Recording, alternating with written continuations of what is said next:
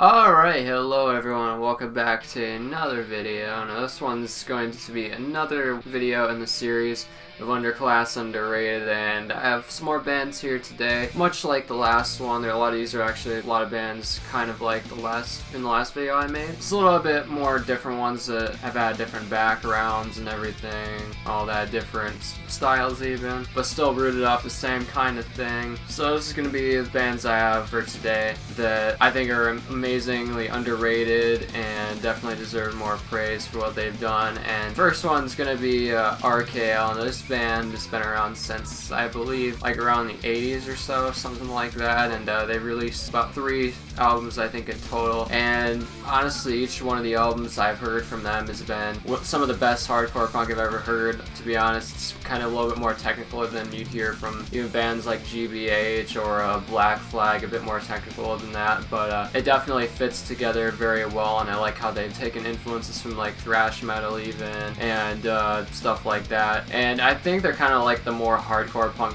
kind of version of Strung Out basically, and these guys definitely deserve more praise for what they've done. By the way, RKL actually stands for Rich Kids and LSD, funny name I know, which is probably I imagine why they didn't get more attention than what they did, but still for what they've done for hardcore punk, I think they definitely do deserve a bit more praise than what they've gotten, a bit more attention. But next band is going to be No Use for a Name. Now this band actually broke up in I think around 2012 when the lead singer Tony Sly passed away. But these guys made some really good melodic kind of punk songs that kind of almost sounded like early Blink-182 almost, you know. They I think definitely had the potential to become like almost as big as them. I just think they came in a little bit too late as of that, and that's why they didn't get more attention. And because there's other bands like Motion City Soundtrack that did even better, even more high production, stuff like that. And not that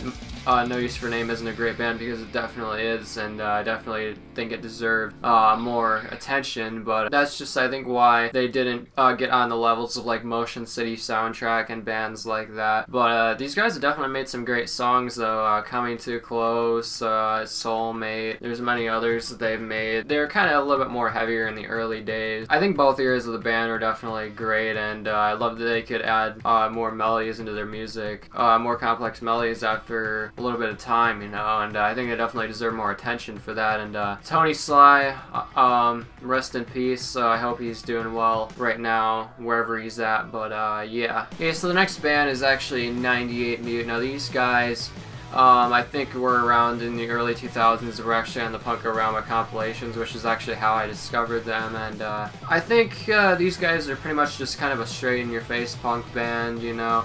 Not really too much different from what was going on around that scene at the time, but these guys definitely stuck out to me because they definitely made a few great songs in my opinion. Slow Down was one of the ones that was on one of the Punk-O-Rama compilations, and they had a few others, and I listened to a couple other records, and I definitely must say they actually do stick out to me because they're one of those bands kind of like Strung Out to, where kind of where my roots come from, which is like stuff you can like skateboard to and all that, and stuff that's even in games like Tony Hawk's Pro Skater. That's kind of where my roots come from, is bands like that. They've been in those games and stuff that you could skateboard to and stuff like that or whatever. And 98 Mute definitely stuck out to me in that aspect because they kind of remind me of like an even younger sounding Pennywise, which I think definitely can be a great thing. So next band is Screeching Weasel. Now, these guys been around for quite a bit. They're signed to I think Fat Records for like a couple albums, Bark Like a Dog and Television City Dream. I don't know if they did anymore, but I know those two are actually on Fat Records, and I think are honestly my favorite album is by Screeching Weasel. I've listened to I think almost all of them at this point, and pretty much every one I've heard is unique in its own way, you know, and they definitely have changed their production quality quite a bit over the years.